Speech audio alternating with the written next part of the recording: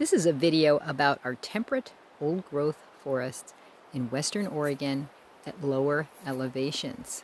I want to go over the components of what makes this an old-growth forest with you. So let's do that now.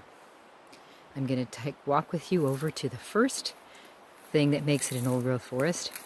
It's the tree size.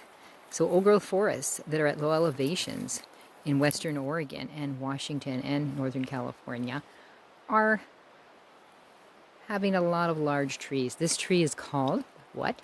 The Douglas fir. The Douglas fir has a very fissured bark, and this tree happens to be very big. It's of old growth size. The tree may be over 300 years old. Some trees can get over 500 years old. They also can grow very tall, and I'm going to go up with my camera and show you how tall that can be. And they go way up into the canopy. So that's one of the features, are big old trees. The foliage I don't have for you right now of a Douglas fir, but we'll get to that in a little bit. Another component other than big old trees of old growth forests are the multiple canopy layers. So let's walk along this little trail in my campground where I'm staying. And you can see you've got the Douglas fir, another one over here, very furrowed bark and very large. And then also you've got the lower canopy with the vine maple. And then if you look up, you'll notice there are also other trees before you get to the highest tree, which is the Douglas fir.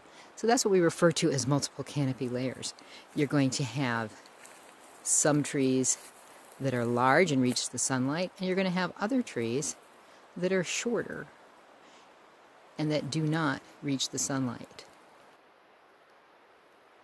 So here is another tree in our old growth forest. Is the grand fir. See how it has flat needles? They also grow in our old growth forest, so that's yet another species. Before I leave you today, I want to show you a nurse log in action. Here's a log, and here's a sword fern that's on top of it. So this is in the understory of this same old growth forest I've been talking about. And here's one of its many features that allow for diversity and for a complex forest floor that allows for a lot of different animals to be present and a lot of different species to be present.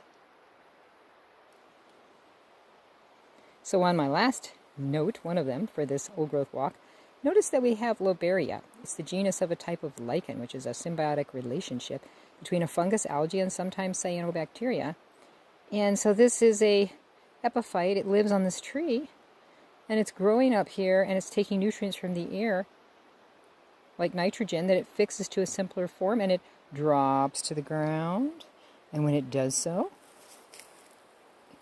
through decomposition, it gives that nitrogen that this tree needs to the tree. So it's this wonderful relationship between a lichen and a tree.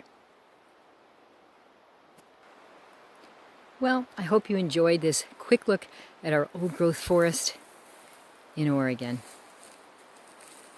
See you next time.